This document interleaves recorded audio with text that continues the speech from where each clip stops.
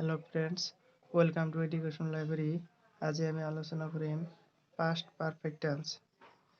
তো past perfect tense কাক কয়? যি ক্ৰিয়াই কোনো এটা কাম আন এটা কামৰ আগত শেষ হোৱা বুজায় তাক past perfect tense বোলে। যেনে I had gone to school. He had played football. Past perfect tenseৰ গঠন প্ৰণালী এনেকৈ কৰা হয় subject plus auxiliary verbৰ had মনত ৰাখিব past perfect tenseত auxiliary verb কেৱল hadই হয় have নহয় ইয়াত only had plus main verb of past participle form plus object যেনে I had gone to market I হৈছে subject had হৈছে auxiliary verb goৰ past participle form হৈছে gone to object to market হৈছে object তো ঠিক সেইদৰে she subject auxiliary verb write past participle form written a letter object so clear গঠন প্ৰণালী এতিয়া আৰম্ভ কৰো use গঠন প্ৰণালী ইয়াক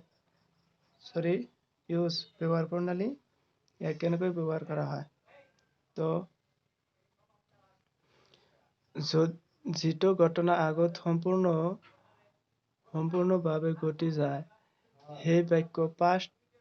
perfect tenseত হ'ব আৰু পিছত ঘটা ঘটনাটো past indefinite tenseত হ'ব ইয়াত ইম্পৰ্টেণ্ট এটা নোট আছে যদি কোনো বাক্যত after আৰু before থাকে তেন্তে সেই বাক্য past participle formত ব্যৱহাৰ কৰা হয় এইটো বহুত ইম্পৰ্টেণ্ট হয় হায়াৰ ছেকেণ্ডাৰীত আৰু মেট্ৰিকত ইয়াৰে এই নিয়মৰ পৰাই বেছি কোৱেশ্চন আহে past perfect tenseৰ পৰা এইটো নিয়মত বেছি ফলো কৰি কোৱেশ্চন আহে so example the train had left before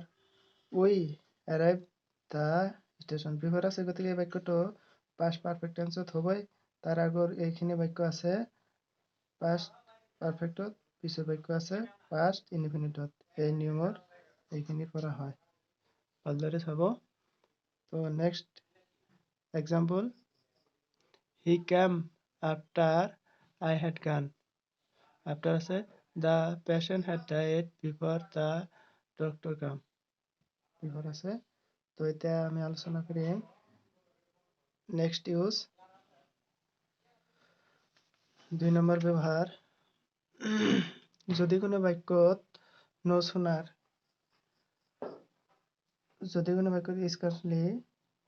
scarcely আৰু no sooner আৰু hardly আদি আৰম্ভণিতে ব্যৱহাৰ হয় তেন্তে সেই বাক্য past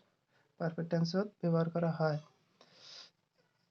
যেনে no sooner had he reached the station had train left তৃতীয় নম্বৰ ব্যৱহাৰ হেতেন হলহেতেন আদি ভাৱ বুজাবলৈ past perfect tenseত ব্যৱহাৰ কৰা হয় যেনে if you had come earlier you have met him হেতেন হলহেতেন এনেকুৱা এটা ভাৱ প্ৰকাশ পাইছে বাক্যটোত গতিকে এই বাক্য past perfect tenseত ব্যৱহাৰ হ'ব গতিকে 4 নম্বৰ এইখিনি ক্লিয়াৰ 4 নম্বৰ ব্যৱহাৰ আমি আলোচনা কৰিম 4 নম্বৰত আছে প্ৰথম বাক্য if যদি প্ৰথম বাক্যত if থাকে আৰু দ্বিতীয় বাক্যত would have বা could have থাকে তেন্তে সেই বাক্যবোৰ past perfect tenseত